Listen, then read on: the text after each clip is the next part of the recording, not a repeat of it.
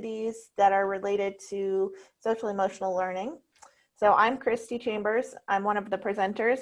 Kathy Phillips and Emily Trownick are joining me, and we're going to do some introductions as part of our first activity. So we'll give you a little more information about us in a little bit. So the goals of our presentation today, we really wanted to give lots of ideas for art activities and how you could tie those to social emotional learning. And we wanted to make sure that those activities can be done either virtually or in person, because I know that people are working in different, they have a lot of different things happening. So we wanted to make sure that you could take the activities that we give you and use them however you are doing activities with kids at this point. After this, I don't know how this works, but you should have access to our presentation after this in some way. So all of the activities that we do, we've tried to put in the presentation in a way that you can just pull them out of there and use them. So with that being said, unless Kathy or Emily have anything to add at this point, we'll jump into our first activity. Anything from either of you? No? Okay. Maybe we'll jump into our, oh, here we go. So the first activity that we're going to do is selfie sticks. The object of the activity is just to allow kids to express their feelings in a fun and engaging way. Very simple materials. You need some sort of cardstock, construction paper. If you're at home doing this, you could do it on any sort of paper right now. Markers, crayons, pencils, scissors, glue, tape, and some popsicle sticks. But again, you can adjust if you need to and don't have those materials this morning. We're going to talk to the kids about emotions with this one. So happy, sad, not sure, nervous, you know, whatever emotions you're feeling, angry. And then talk to them about making a selfie stick that portrays certain emotions. So I have some examples here. My son is 10 and he helped me with some of these. So some are much better than others. This one is his happy face, which much better than mine. This one is his sad face, and he made some tears to go along with it. So should you be feeling sad? This one, he said, this is a mustache, because of course that's an emotion, is how his 10-year-old brain said it. And this is my version of it. So if you are not as good as him and you're more like me, this was my, I'm not really sure how I'm feeling this morning face. So those are some examples of selfie sticks that you could use. Some ways you could use them: having kids make them over a range of emotions and check in with you in the mornings with you know, how they're feeling as you start, either in the mornings or in the afternoons as you start an activity.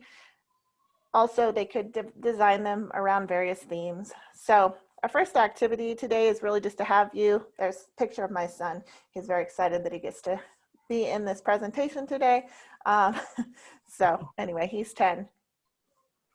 So the activity that we wanted to do as an introductory activity was to have you design your own selfie stick to tell us something about yourself, either how you're feeling today or something interesting about yourself. So take a couple minutes to do that.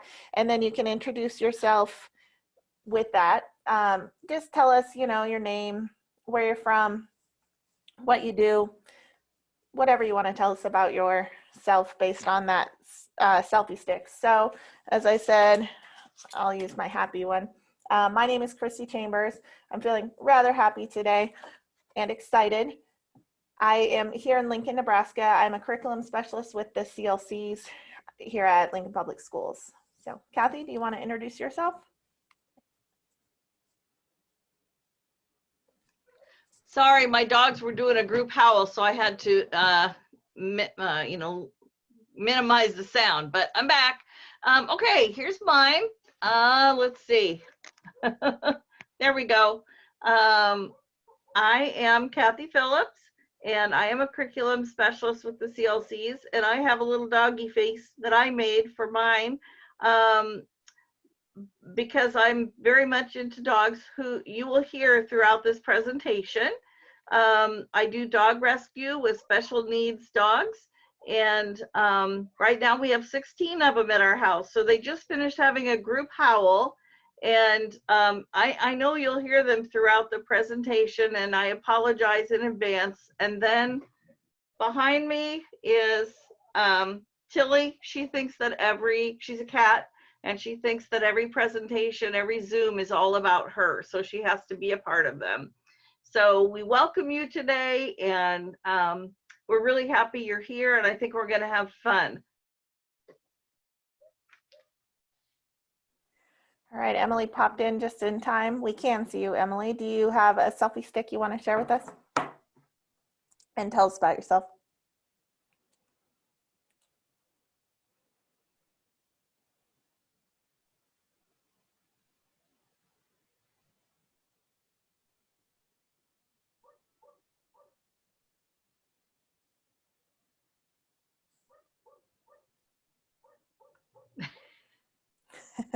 We're having some technical difficulties this morning. So let me tell you about Emily. She can show us her selfie stick if she has one, and we can guess what she's feeling today. Probably frustration because she's having so many problems with her internet. Oh, I like it. Very creative. So Emily is a community builder here in Lincoln, Nebraska with us at the Lincoln CLCs. She likes dogs, cats, I don't know. And I love your selfie stick. So, all right, we've just had a bunch of new people jump in and join us. So to our tech, I guess we will do breakout rooms of 4 or 5 people. Our goal was that each person would make themselves a small selfie stick and introduce yourself in those in your breakout rooms. So of 4 or 5, maybe take a few minutes to make something that reflects you or how you're feeling today. And then we'll send you out into breakout rooms so you can talk to some of your some of the other folks who are in this presentation with you today, and just tell them who you are, where you're from, whatever it is that you guys want to share to get started. So are we ready for breakout rooms? I think we could set them at probably 10 minutes. Okay.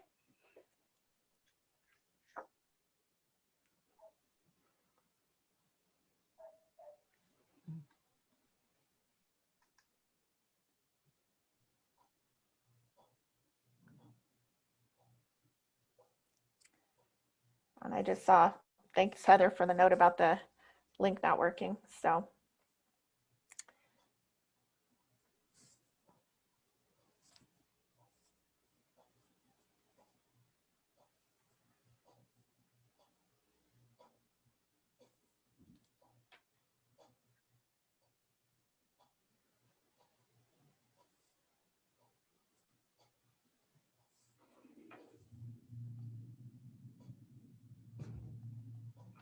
Chrissy, are you able to hear me? I can hear you now. Yes.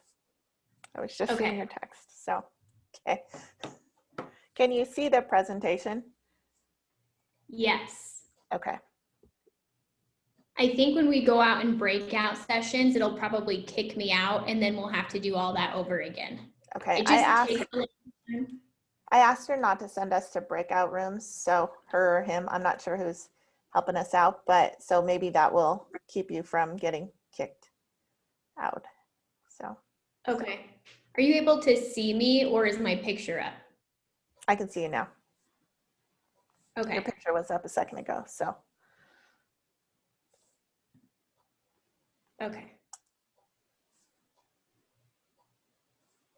I can't really tell if everybody's in a breakout room. I just declined a breakout room so I don't leave. Okay. We'll try that.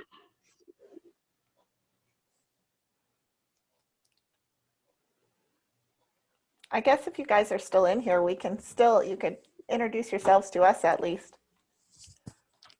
Gotta love technology. Okay. Well, while I'm visible and you can hear me, I'll just introduce myself. My name is Emily Trownick, and I am a CLC community builder for the Lincoln CLCs. My selfie stick, I really like Halloween, so I went with a Frankenstein themed, and mine is happy, regardless of technology problems.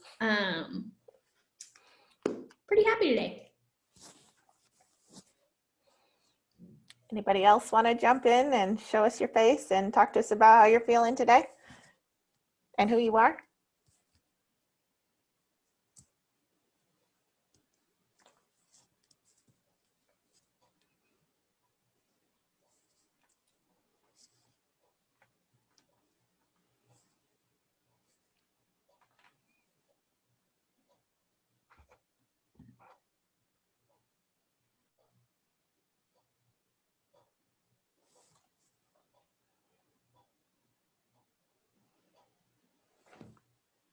Oh, so it sounds like the link was not working. Yeah. Jody Renee, thanks for introducing yourself in the Oh, they chat. can't unmute either. Or Oh. Maybe that's a participant thing. Can our Get Connected Tech help us with that?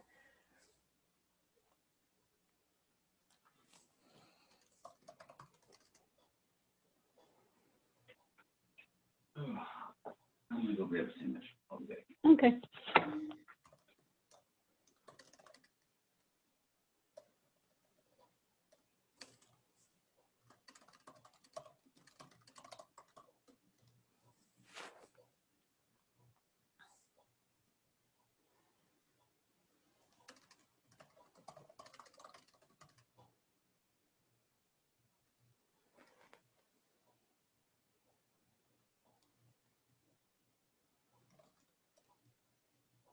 is Kathy still in here or did she go out to a break room? I think she must have breakout. gone to a breakout room. I'm not sure, did you see the comments, or I don't know who our Get Connected Tech is, but are you seeing the comments about people not being able to get in and needing that link? I don't have any way to Yeah. help with that.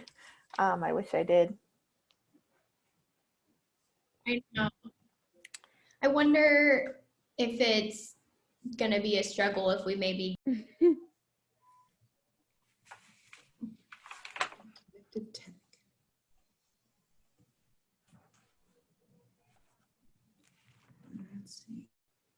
Okay, sounds like Kim's letting us know that they're working on it.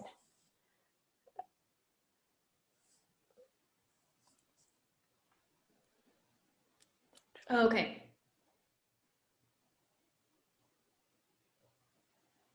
I probably won't take time for us to do my activities then.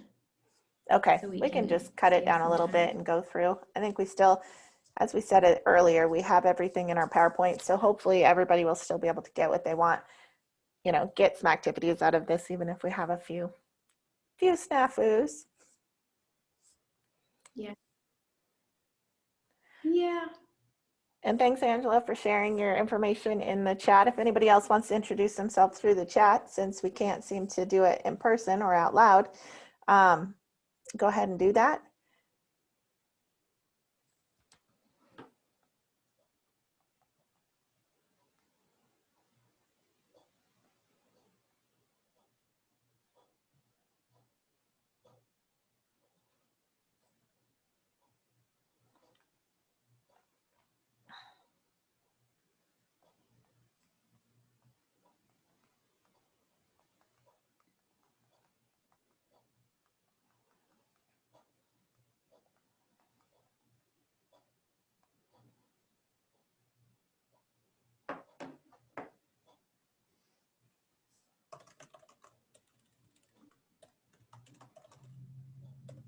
We're going to go ahead and just close the breakout rooms early, get everybody back, and we'll just go through what we can. So thank you all for your patience. I'm sorry that this is working out this way, but this is best laid plans and technology. So I'm sure we've all had this issue at some point.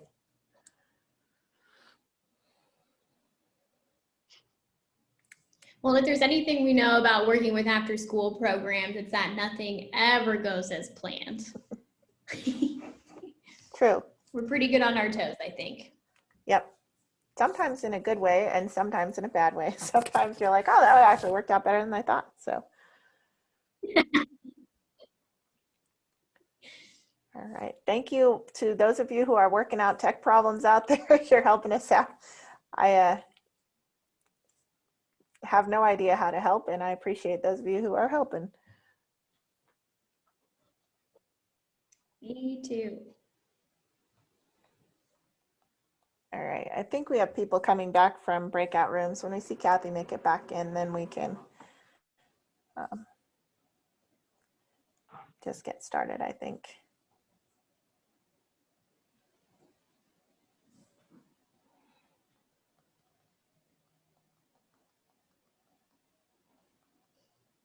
Our group did not have a chance to share, Christy. Okay, that's fine.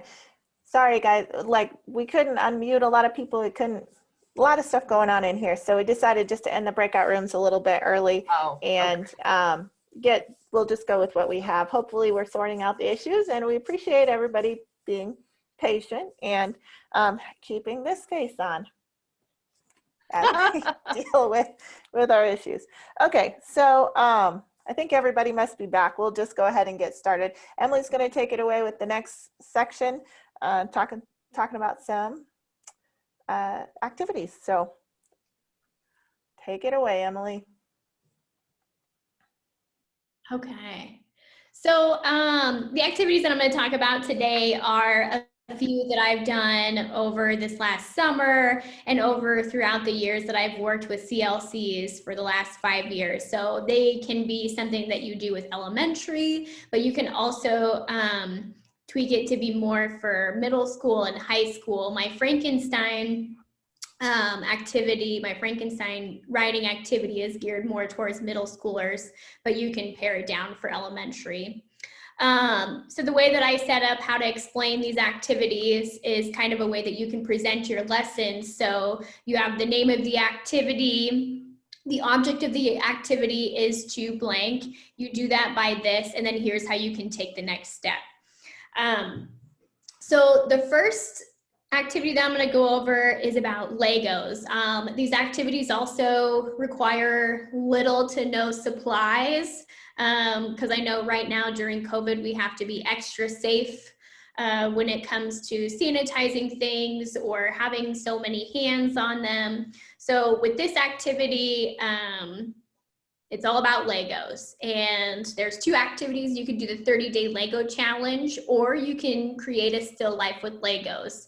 And the object of these activities are to give kids the opportunity to do inquiry-based learning and use their imagination to create something only using Legos. So I'm a big fan of inquiry-based learning and project-based learning, and this kind of gets kids' brains moving into that problem-solving mindset. So you do these activities by giving students a fair amount of Legos, maybe like a gallon Ziploc bag amount, or if you don't have that much, you can do a smaller Ziploc bag, like a sandwich bag, but you just give kids kind of their own pile of Legos. And for the 30-day Lego challenge, which anytime you see some pink lettering on here, that's a link. So when you go to download the presentation or the PowerPoints, you can click on those links and it'll take you to either that specific activity or extra information to kind of help you plan for the activity. So that 30-day Lego challenge is 30 days of daily challenges, and it's anywhere from creating a rocket to go to the moon to building a house, but you can also get kind of creative with them and make them your own too. But you give students 1 challenge per day or per session, and you give them time to plan, create, and then play. The key word here is play. We need our students to have a lot of play time so they can kind of do more of that problem solving piece, where they can also go back to the design board and think, oh, how would I make this better? Or what if I wanted it to do this? So giving playtime is pretty important. And then that way they can all look at their different things that they've created and also have conversations about it. For the still life, you can take this a step farther, and we'll have examples after this slide. You can look up various artists. So just some famous historic artists that focused on still life art was Cezanne, Matisse, O'Keeffe, Caravaggio, and lots of others where they would set up objects and focus on lighting and kind of build something or paint something that they saw. They were just looking and focusing on things that they saw. So that's a great way to kind of help with that hand-eye coordination with students. So show visuals of those artists, and then you can talk about how you would set up props and lighting to create the art. And then you can give students the challenge to create their own props with Legos. So if Christy, if you could show us the next slide real quick before we talk about how to take it to the next step, we'll show you an example. So here's Tyson, Christy's son, and he created his own still lives out of Legos. So here you can see there are a basket of blueberries, and then also a fruit bowl with a banana, an orange, and cherries. And so it kind of gives kids an opportunity to figure out how they would use Legos to create a still life. And then if you wanted to take it farther, you can have them use lighting or focus on shadows and other forms of art. Okay, Chrissy, take us on back.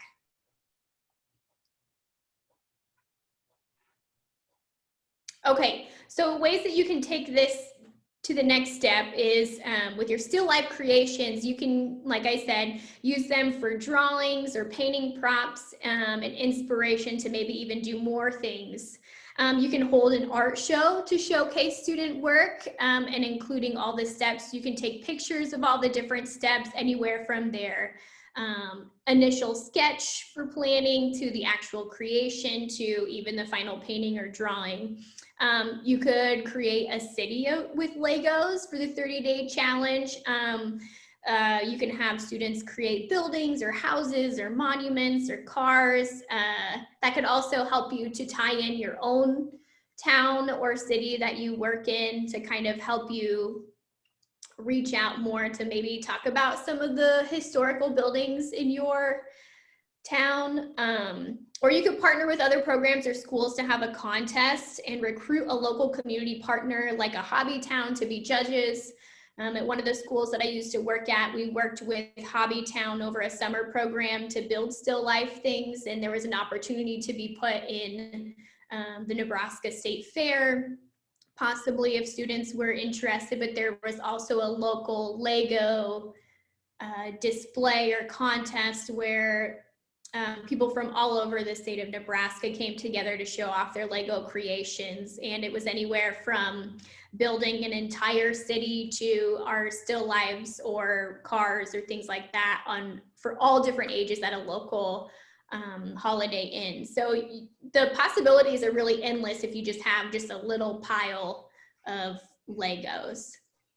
And I see the question on there, is there a link to ideas for a Lego challenge? Yes, if you go, I believe it's on the Get Connected website under the resources for each presentation. You can download this presentation, and any pink that you see on there, that's a link to wherever you need to go for the information. Okay, we'll go to the next activity. Are there any other questions before we move on? Doesn't look like it. Okay. All right. So our next activity is with clay or Play-Doh. So really all you need is just a little bit of clay. But you can also use the 30-day Lego challenge as a clay challenge. So really you could use that 30-day challenge for anything, or you could make up your own. It's basically just a daily challenge where you have students come up with a lot of different solutions, but you can use really any medium of art. But the activity that we're going to focus on is creating a new best-selling toy or gadget. So this is something I did over this last summer with students. And the object of the activity is to give students an opportunity to also, again, do inquiry-based learning and use their imagination to create something with just clay. Additionally, students can learn the process of creating a product from start to finish, including design, creating, testing, and marketing. And this can kind of open up the world to learning how to do those different things. So when you do create a new toy or a gadget or just anything that's going to be sold or consumed, you can bring in lots of different career people of different careers to come in and talk to your students. You can tie in local businesses, anywhere from marketing to manufacturing. So you can talk about a lot of different things with this, with just that main question of create a new best-selling toy or gadget.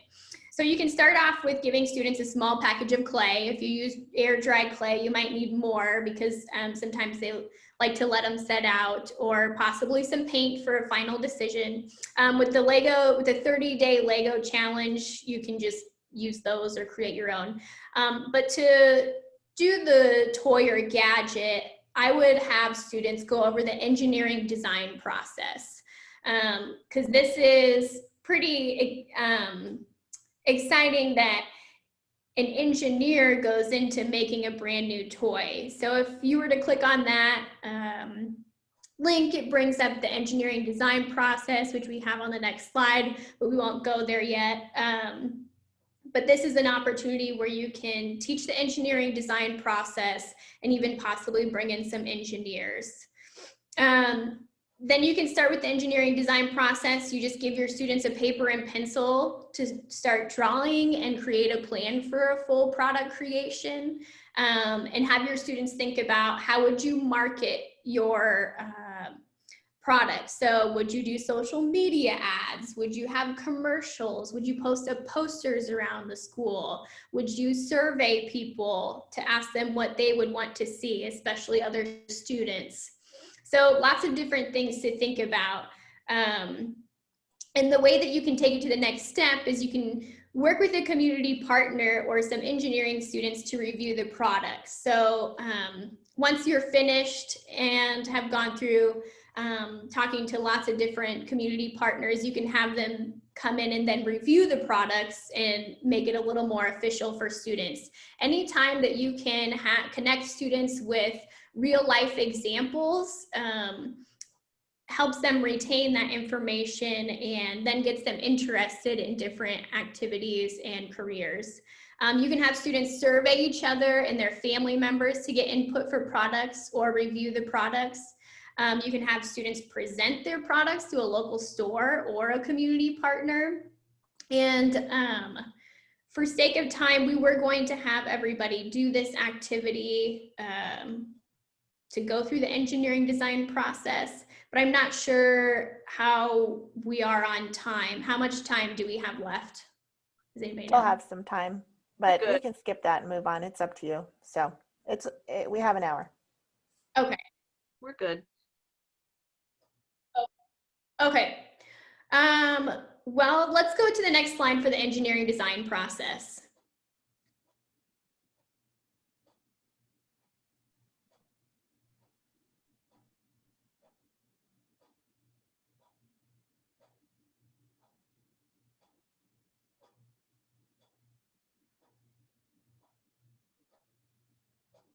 Chrissy, are you able to go to the next? Oh, there it is. Okay, so real quickly, let's go over the engineering design process as it relates to kind of creating a new gadget. So when you go to think about something that you're going to create, this is something that you can start with students. So you can have a whole day talking about the engineering design process. So you can talk to them like, okay, you got to ask the right questions. Why would this product be needed? Or what's something that would help your daily life? Or what's something that you can have fun with for hours? So then you can research. So looking up different gadgets that might be similar, or different toys that might be similar. Or you can ask, this could be where you ask surveys or create surveys for other students or family members or even staff in your after school program.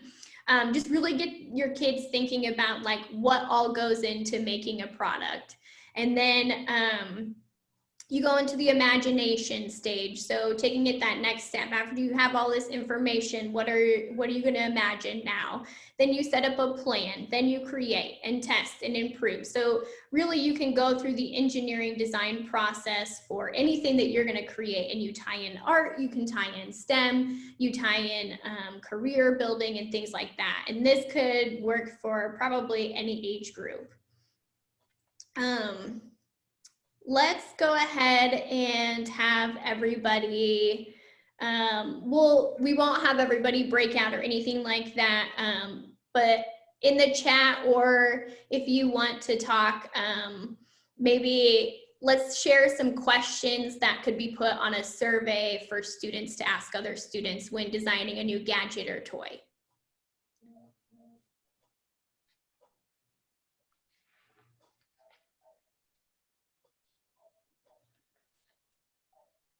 Oh, that's a good one. What problem does this solve? Yep, would you use this?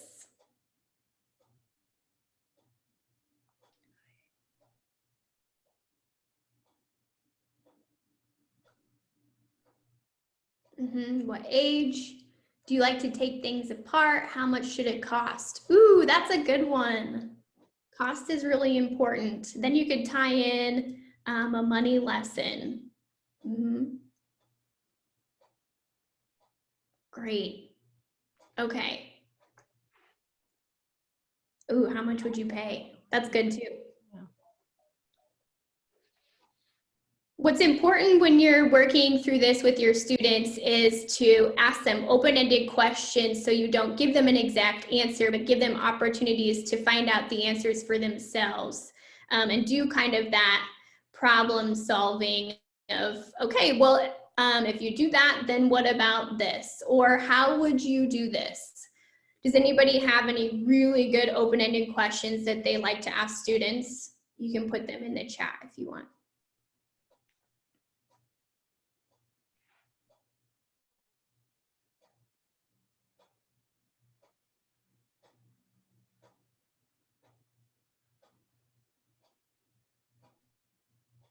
Does anybody have any good examples of open-ended questions to kind of get students thinking beyond what they're just working on?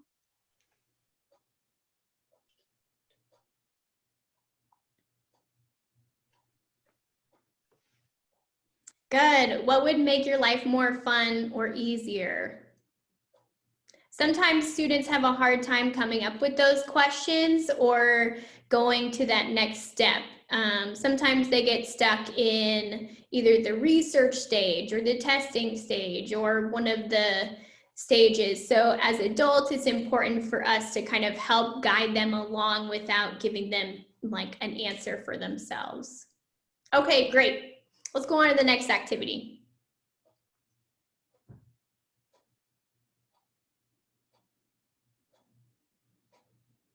All right, so this activity is called Frankenstein Stories. I used to run a young authors club at a local middle school, and this was an activity that was loved by lots of students, and it was pretty popular. So the object of this activity is to create a story as a group using the 5 components of a story. So characters, setting, plot, conflict, and resolution. And with this, you really only need a paper and something to write with. So you do that by, you give brief descriptions of what each component is or have students explain them out loud. So when you're doing elementary, sometimes you'll already have explanations of these different components, or if you're doing middle school or high school, you can ask students to explain that themselves, which is helpful, but for sure go over what those different things are in order to make a story.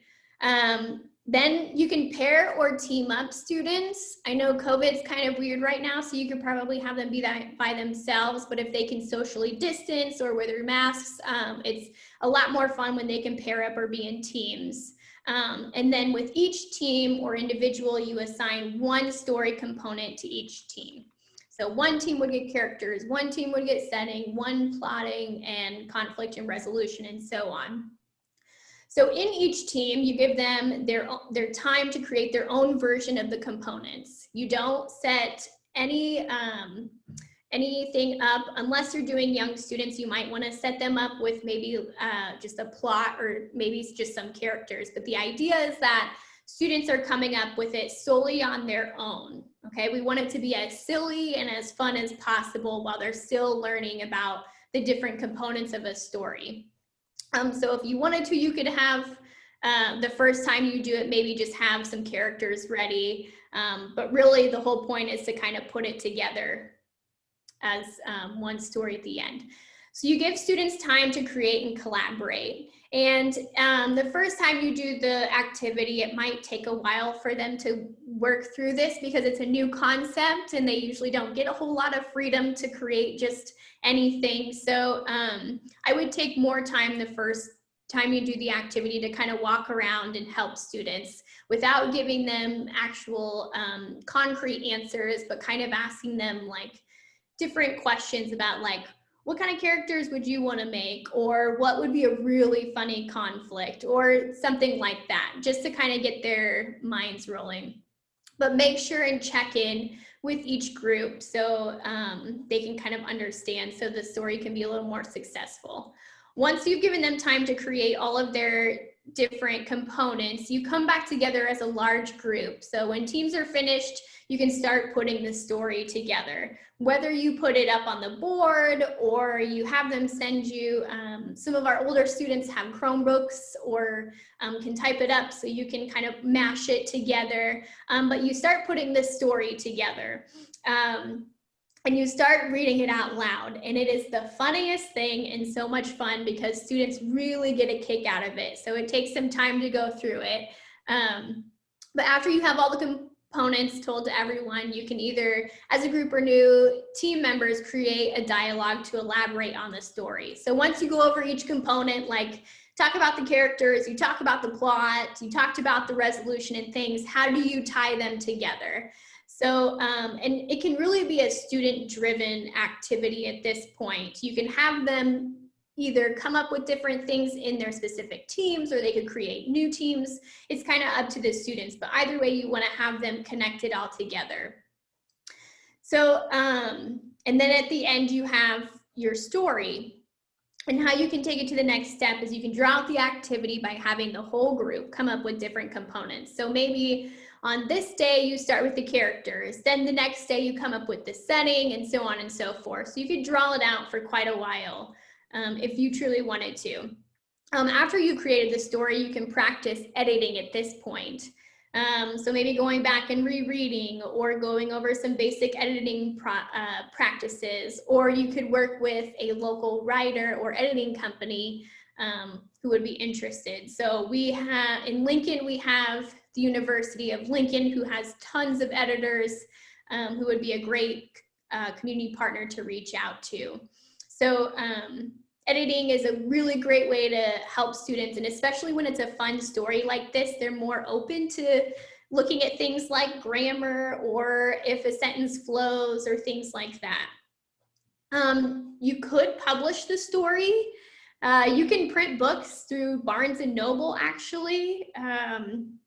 Yeah, I think you could just go to the search bar and say, print your own book or create your own book. But on the Barnes & Noble website, you can actually create and print your own book. Or I think there's a bunch of other different places that you could do it too.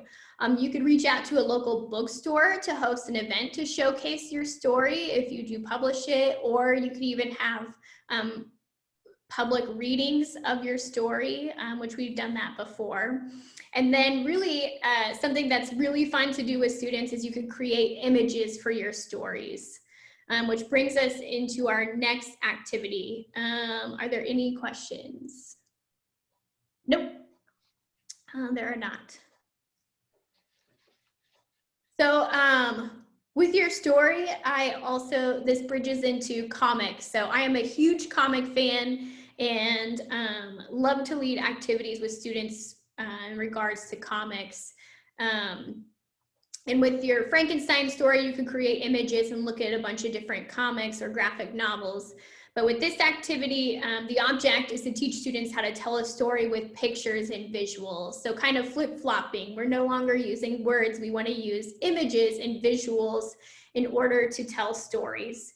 So comics and graphic novels really focus on images to tell more of the story than the words. And this could be a really great place where students can learn kind of those social, emotional things of how to express themselves, or how other writers in comics express emotions just through images. So you can do this activity by you show students examples of comics or graphic novels that use images to create a story. With our younger group, Narwhal and Jelly is a pretty good one. That's a beginner graphic novel where a narwhal and a jellyfish become friends. And you can definitely see the emotion through out the graphic novel. The Lumberjanes is a graphic novel that is pretty good for maybe upper elementary, middle school, and they show a lot of social, emotional things that is really helpful for kids to kind of even talk about or think through, and they have a lot of good visuals. Even the newspaper comics, if you look at those, some of them show emotion really well and are pretty easy to mimic when you draw, and maybe something to practice. But you can reflect on the small dialogue, the way that they show motion, how they show emotion with the characters, and etc. So you can kind of dissect your graphic novels or your comic strips. Also, I put on a resource on there for the elements of a comic. You can also teach those different things. At that link, it brings you to a website that talks about the different elements of a comic, anywhere from a panel to a word bubble to a thought bubble, so things like that. So you can really take those apart and dissect them. Okay, so to create your own comic, you can create your own panels, or you can just Google search blank comic panel sheets, and you can print those off for your students. And then next you can give students comic prompts. So for examples, you can include social emotional skills. So create a comic about a hard day, or how you became the hero and saved the day. You could make a comic about the best day ever. And in that link, there's also some other ideas, but it really helps students to work through and process maybe some of those more harder situations to talk through, but they could draw pictures about it. Sometimes we know some of our students that we have hard times connecting with, or really having them express themselves in a safe way. Drawing or writing can be a really great tool to kind of bridge some of those. So, and especially with our younger students, if you talk to them about, I had a student one time who had a very hard time with lots of different things and participating, and he would just get very frustrated and turn violent. But instead we talked about how he could be his own hero and what would that mean. So we would create a story together about how he could overcome some of these things by being the hero. So even changing up some of that dialogue, you can connect with students on a different level. And it really helps them click. And especially when you're doing something that connects with their interests, then I feel like they're able to process things a lot easier. So this is really great to include that emotional and social skills, or embed them in there. Okay, so once you've had your students create their drawings and stuff like that, you check in with them and see how they're doing. Ask them driving questions to cultivate further imagination or expression. And I include imagination and expression so that you can change. So we change the dialogue about other than just drawing or creating. When you express yourself, you're able to work through something, or if you're using your imagination, you're doing that inquiry-based learning. So questions that you could ask, how do you show that in an image? So if you're trying to talk to a student about, or their prompt is, how is your day going? You can ask them, how would you show that in an image? Or how will you show what your character is thinking? Or what are you thinking for the next panel? Just make sure that you're walking around with your students, checking in on them, because they will be extremely proud of the things that they create. And by you as the adult or your staff checking in with them and giving them feedback will be extremely helpful. And then it will help them process even that social emotional skill and give them the courage to continue on with it. A way that you can take it to the next step is for a warm-up activity. You could read a couple of Shel Silverstein poems, and you can have students create drawings based on what they hear to get kind of get the brain turning in order to think about translating images and words. So an activity that I used to do with students is I would read a Shel Silverstein poem, and I would have the students draw something based on that. So a couple of those poems were about different creatures and things like that. And so that was kind of fun to do a warm-up thing, or kind of like a check-in activity. Another thing that you could do is you could cut up poems or even stories, like short stories, and have students pair up to create comic strips based on those stories. So just like the Frankenstein writing activity, you can cut up different parts of a poem or a story, give to each group, and then come back together and put the comics together or the drawings together. So yeah, you can really do a lot with these activities. They take little to no supplies, but lots of ways that you can include social and emotional stuff. I see a question there. How can we get copies of your idea worksheets? If you download the PowerPoint, which I think is on the Get Connected website, there is a link on there to our presentation, and the pink lettering in the slides, those are links to those things. Okay, let's go to the next slide. Oh, and Chrissy also put a link to comics being created about viruses, including COVID at UNL. That's awesome. We'll have to check that out. Okay, so the last thing I'm going to talk about is meeting the masters. So tying it back to famous artists or great people to teach your students about when it comes to different art activities, and also looking at examples of artists throughout history who have used their art as forms of expression for their emotional situations or for social skills. These are artists that throughout history have used those different things. And you can also reach out to your art teacher for more, but also these artists are people of color, and help our students to kind of identify with different things. So the first one is Picasso. So he had his blue period, and he used the color blue to express his emotions during that time in his life. He was having a hard time, and so everything that his work involved included kind of some of that mourning piece, and he was a painter. Then you have Jean-Michel Basquiat, who was a graffiti artist. He did mixed media and also painting, and he used his art in a way to express and escape his life struggles. So you can talk to students about these different things and say, you know, these artists struggled through things too, or these artists use this form of art or this form of activity to kind of work through some of their stuff. Carrie Mae Weems, she focused on issues that Black people face today, like racism, sexism, politics, and personal identity, and she was a photographer.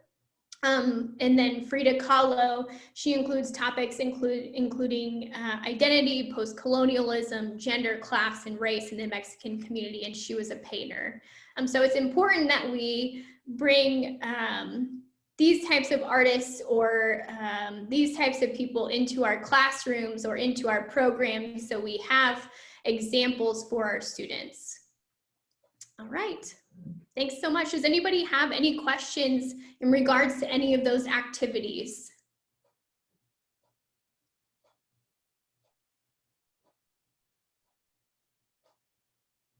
Okay, well, if you put them in the chat, I will go ahead and respond, but I think next up we have Kathy. All right. Welcome. We're going to talk about art and makerspace. When we think of makerspace, I think we usually think of STEM. And so we challenged ourselves to say, how can we bring the arts into the makerspace arena?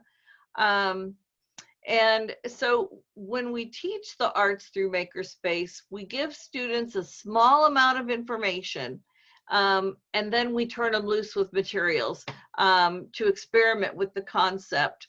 And the slides that we have included here will have everything that you need to replicate this. I use trifolds. Behind me is a trifold. I use them a lot with teaching because they're easy to fold and put away, but for makerspace, they're great. You can pull them out, set up a center, and about whatever topic you're teaching, and it gives the students a little bit of information, and then it gives them a challenge. So in this case, in my example here, I am talking about cubism. So pretending that I'm teaching, I want to teach different art forms to my students using Makerspace. I'm going to introduce the style. In this case, with my trifold, and I'll hold it a little closer a little bit, I'm introducing cubism.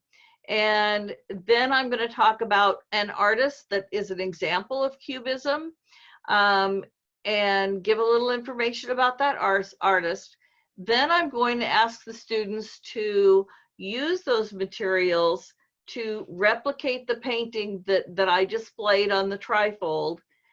After that, I'm going to ask them to come up with their own creation of cubism, their, an original painting. And so this would be part of a theme where perhaps different art forms are taught and experienced. And let's see. Oh, the other thing, I would play soothing music during it. Give the students plenty of time to experiment and experience the creation process. There are studies that show that Baroque music is tied to brain function in a very positive way. So you might want to just have some quiet Baroque music playing in the background. It's very soothing, and while they're doing their painting. We're going to come back to this because you guys will actually be doing a painting, but I also wanted to talk briefly about music. And then we will come back to the visual art. This is an example of the arts through musical makerspace. Another trifold. I love my trifolds. Let's see, Christy, could you push it to 2 slides over, maybe? Yes, there we go. Thank you. So in this example, we're going to say that I want to teach different kinds of instruments, and then we're going to perhaps make our own instruments out of whatever we have. When I get to stringed instruments, we may use rubber bands and styrofoam coolers and play with sound that way. So I'm going to define the type of musical instrument I'm teaching about. In this case, it was percussion. And you'll have the information that you need to make this trifold in the slides. So if you download this slideshow, you'll have all the information you need. In this case, I have on one side the definition of what percussion is. And then I have examples, pictures of examples of percussion instruments. And then I have a challenge on the other side. Here's your challenge. Using the materials provided, create a percussion instrument, be creative and have fun. So for that one, I just empty a junk drawer, and I've got a decorative chain for a light fixture. I've got lots of washers, a sanding block, a dowel, combs. They make a great musical instrument. Different kinds of hardware. In this case, I'm making a percussion instrument using one of these U-bolt things and just washers. So, I mean, I just have a box here of junk that I got out of the junk drawers.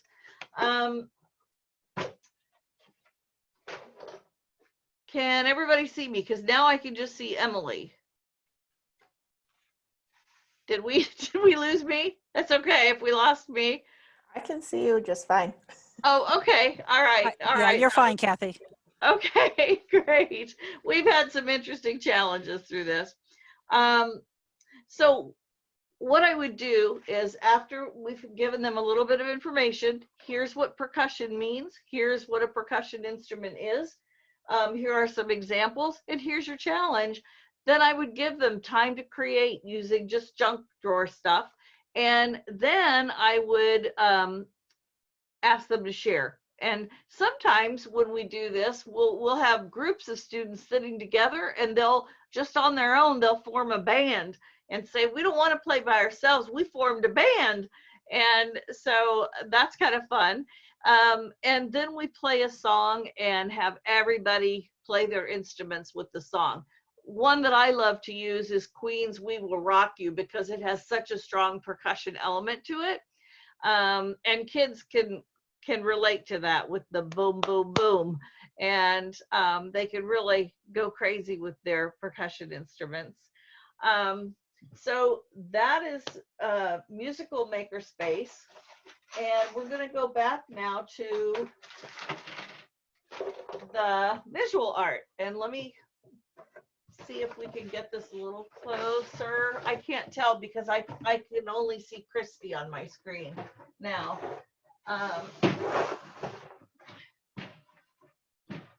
Okay. Can you guys see that? Can you see the Pablo Picasso painting? Okay, I can't tell because I can't see it. I only see Christy. You look very nice today, Christy. Yes, I can see it there. Okay, great. So this is an example that I thought kids could connect with. They would enjoy this. And so I gave a little history of Pablo Picasso and his style of painting, told a little about Cubism. Cubism is an art form that became popular in the 20th century.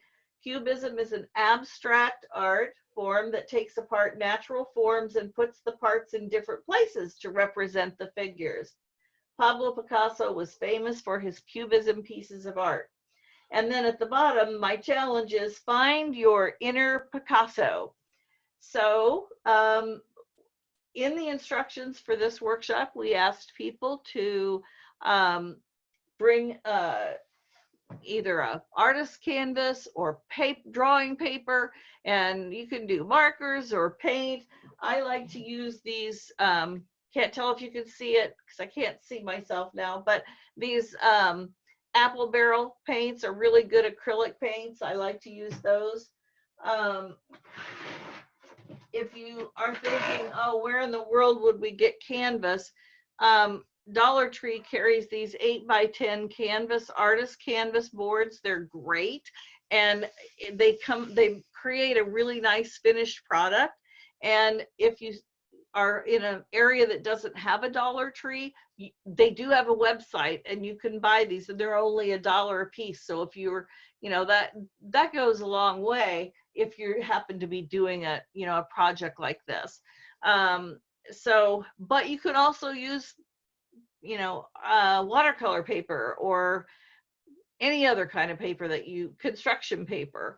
I like the artist board for a final. I usually have students do a sample on regular paper, and then when it's time for their final product, then they would use the artist canvas, and then they have a really nice product to take home, and they could even frame it. So what we're going to do is ask you to spend some time creating a piece of cubism with the materials that you brought with you today. If you did not bring artist materials, grab a pencil and a piece of paper and at least draw your piece of cubism, and you can always later do some painting on it if you want to, or some coloring with markers.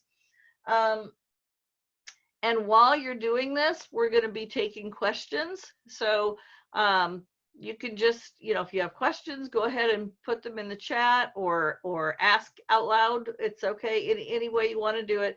And we'll just continue to respond to questions while you're doing your paintings. And then we'll stop about 10 minutes before we close, and we'll ask anyone who wants to share their painting. We'd love to see what you come up with.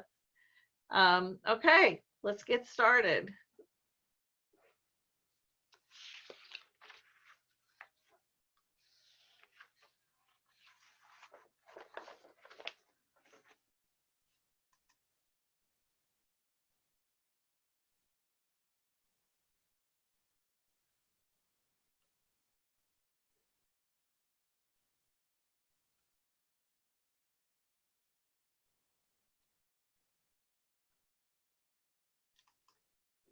There we go.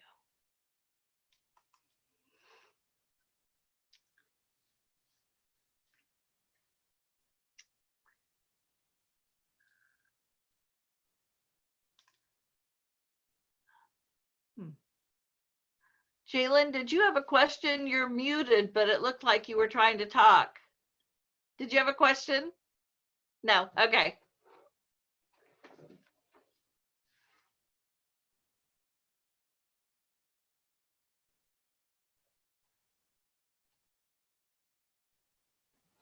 Kathy, which side should we be on? Is there a slide that has more instructions on it? Yes. Actually, if you go through these,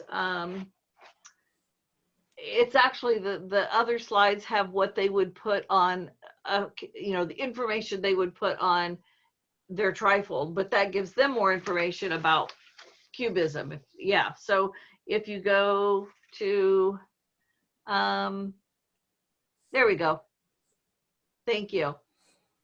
And do you have an example that you can hold up closer so we can see? Okay. Chili is not wanting to share today. Tell me if you can see this.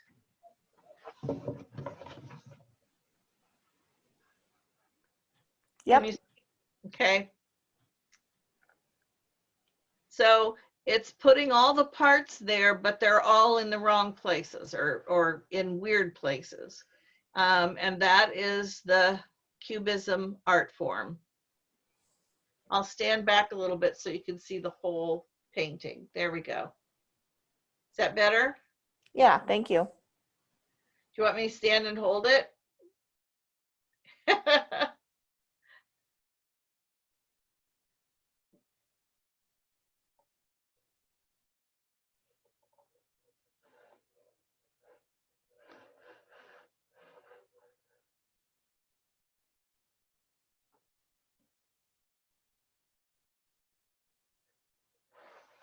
Okay.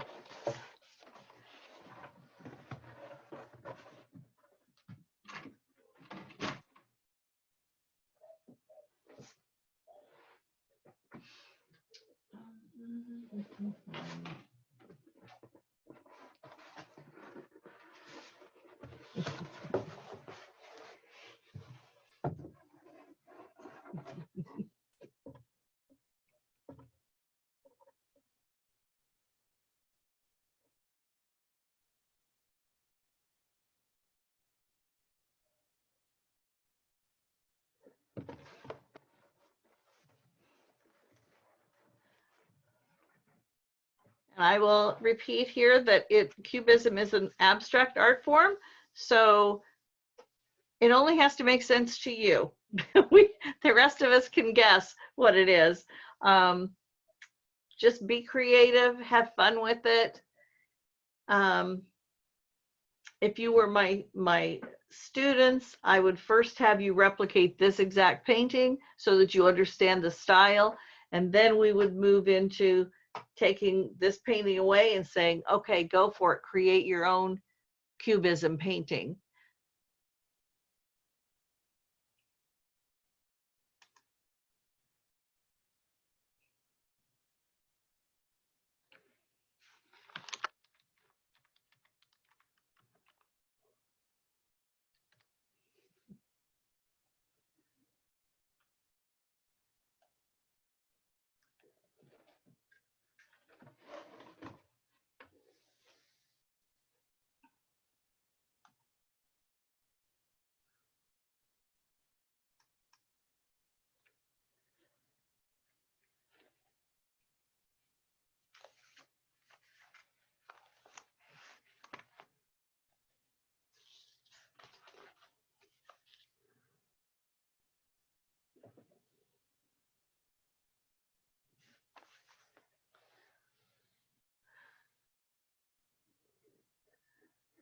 usually when I do this workshop for your staff, we would take a full hour to an hour and a half on this painting. So our expectation is not that you will complete it today in the next 15 minutes, but we wanted you to get a start on it. And then if you want to relax later, pull it out and finish it. The reason they put art on this particular day is because the focus of this day is you know, wellness, mental wellness, emotional wellness. And, you know, we have plenty of research that shows that the arts are very therapeutic. And as Emily talked about in her part, drawing and can be a great way to express emotions. And with Christy's selfie sticks, that was another great example of kids being able to express their emotions without judgment through the arts. And music could be the same way. If kids have been attached to a Zoom classroom for 6 or 8 hours, and you have them make a percussion instrument, you may have to turn off the sound when you actually play it because they're going to go wild.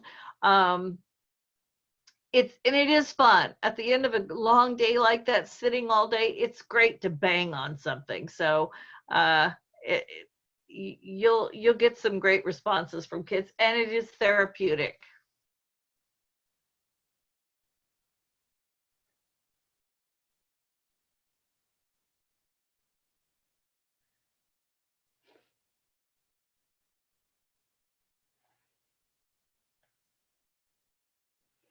Chrissy, do we have any questions coming in? Not that I've seen. Okay. Everybody must be working hard. I can't wait to see these pictures. I know. I've been watching Hastings down there. They've got some art going on, so looking forward to it. Oh, is that the Hastings YMCA? You have had the biggest smile on your face ever since you got here. We're glad you're happy because we have had lots of challenges with our technology today. So you brighten our screen. Thank you.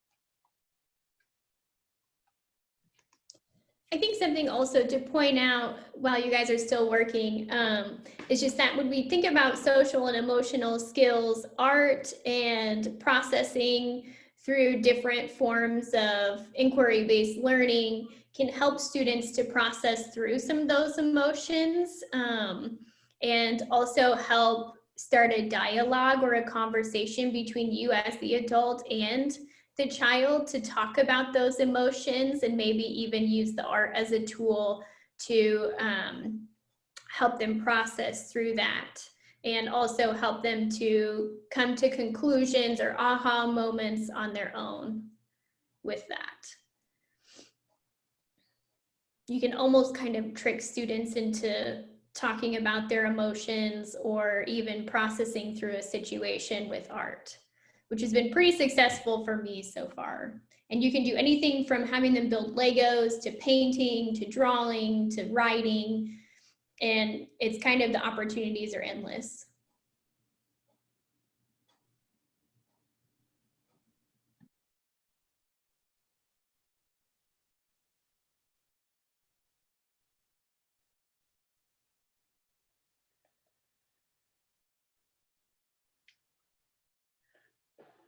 I think we'll work for about 6 more minutes so that we have time then at the last 10 minutes for people to share. And Jalen, I got to look at yours because you've been laughing ever since this started. So I'm guessing yours is very creative.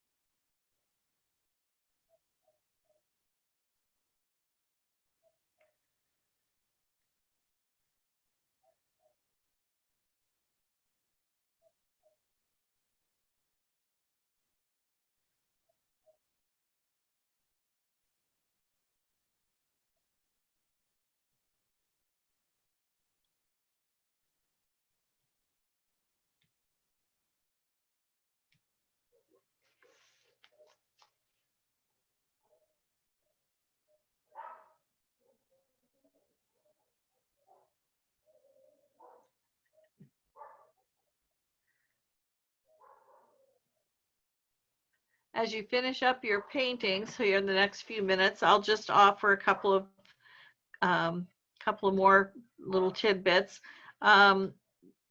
Emily brought up various ethnicities of, of artists.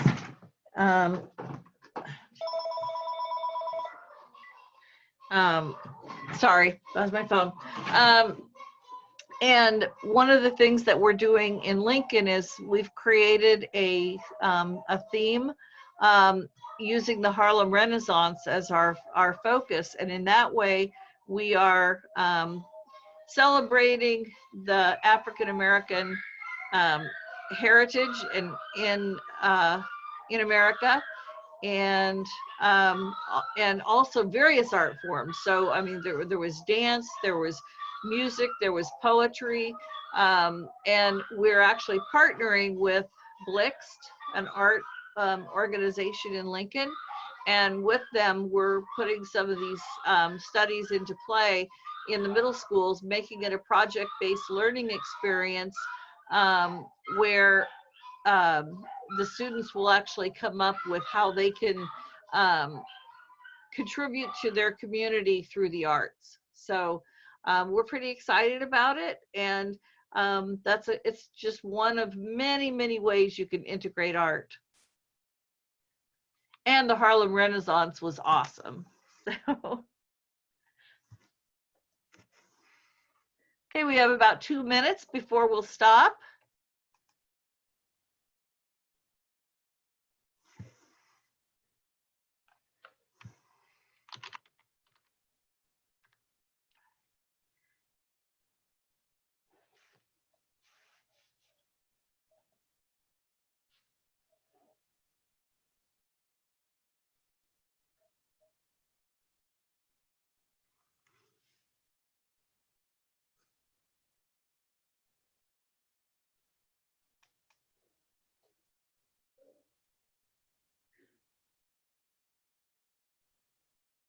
All right, Christy, do you want to conduct the share back?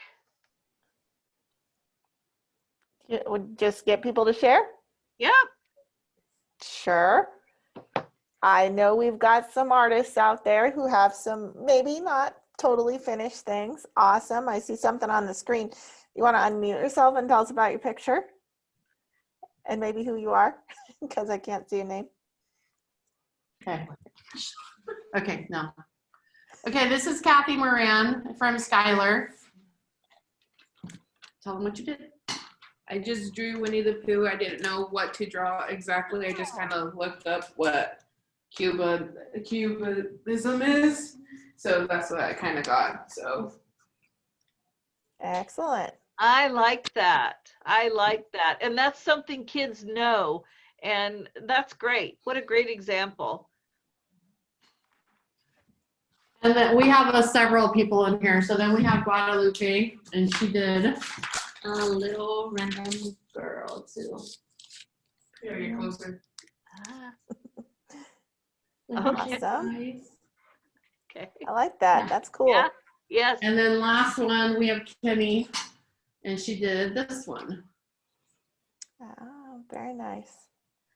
Very good. Kim, All right. I see you holding yours up. You're done. No, not Kim. I see one from LA. LA. There we go. Want to unmute yourself and tell us about it? That's my cat, Wolfie. Very nice. I like it. Yes. Very good. Dana, you've got one? Okay, it's not mine, it's Taylor's, but I'm talking for her. It's a girl. And it's actually really, really Very good. nice. She just needs to color it now. I like it. I She's like gonna it. keep working on that. I'm impressed. See, I told you, Taylor. Very nice. Okay, Jalen is just itching to show us hers. It I think started, the whole Hastings YMCA down there is excited. it Oh, started yeah. as a goat, and now I think it's more of a horse. I don't even, it's out of cute. Very good. Very good. Did you say Hastings, Christy?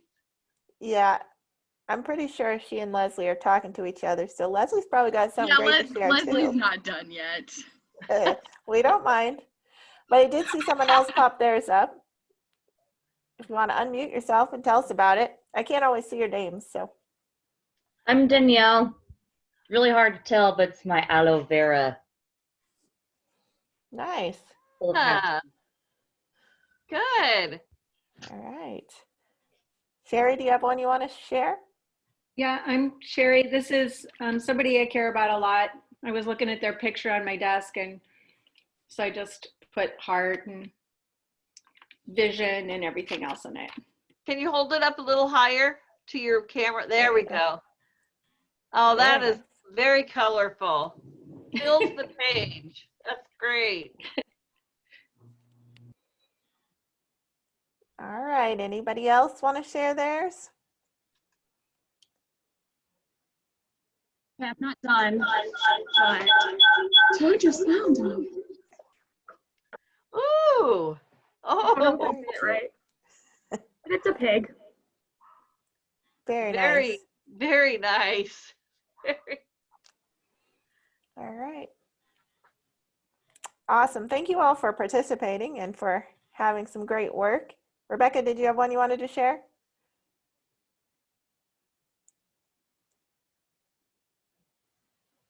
There we go.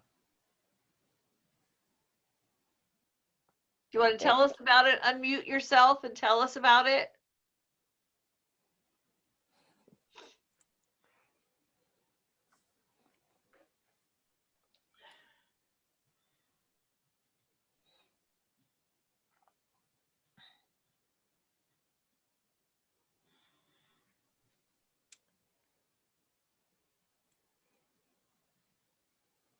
Looks like she's trying to get unmuted. Technology has not been our friend today. No, you can always tell us about it in the chat too, if that's easier. So. That's true. All right. Yeah, that's working. Thank you all for sharing some great art out there. Kathy, did you want to wrap it up? Yeah, that would be great. If anyone has any questions, now would be a great time to ask them. All the information we've given you is in this slideshow. So I would just encourage you to grab the whole thing. You're free to use it however you want.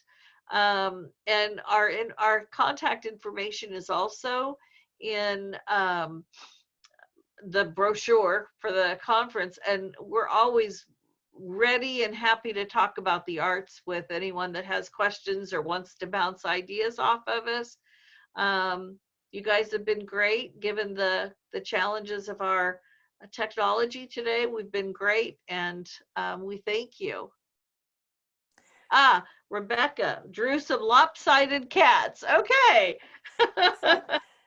Sandra also, she had to take off and she said she's going to share her picture in the forum later. So we can put a thread in there if we want to share some pictures, or as I would really encourage people, if you have art ideas that you want to share, please jump in the forum maybe and share those with each other, because we're always looking for new ideas. So that was the whole idea today, to give out some new ideas. So we'd love to hear from you as well. So we'll put something in the forum so you can share pictures and ideas.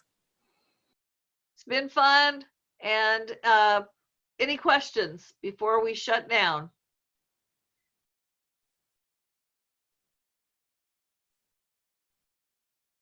Okay. We can stick around for a few minutes. If people want to take off, feel free. If you want to hang out, enjoy the technology with us still, that's fine too.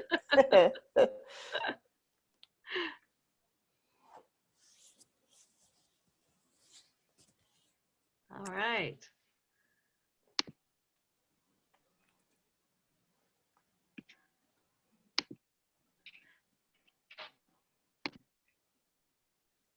So Christy, this entire slideshow could just be grabbed off the Get Connected site. Yep, Sandra shared a link, I think, that will take people directly to it. So just to make it easier, but yeah, so everything that's in it, they should be able to get to. So, Super. Very and I'll good. go I'll go see if I can figure out the forum and I'm put sorry, something in my there. audio is cutting out pretty What was that, Brandy? bad. I was just gonna see, my audio is pretty terrible, but I was just gonna see, I was in a different session. I just jumped in here for the last like 15 minutes. Did you say there's a link posted so that I can watch like the whole thing? Oh, I think that there will be a posted link to watch it later. She posted a link to our presentation slides, which actually will be very useful to you if you, even if you weren't in here, the activities we did are all in there. So I would certainly recommend you go. Okay. Let me see if I can find it and repost it for you. I think, grab it and repost it so you'll have it.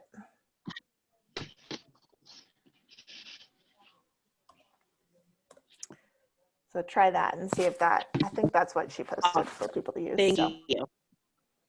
Yeah. Thank you so much. Yep, thanks for popping in. Okay. All right. There are no other questions. I think they shut us down at the after the at the time. So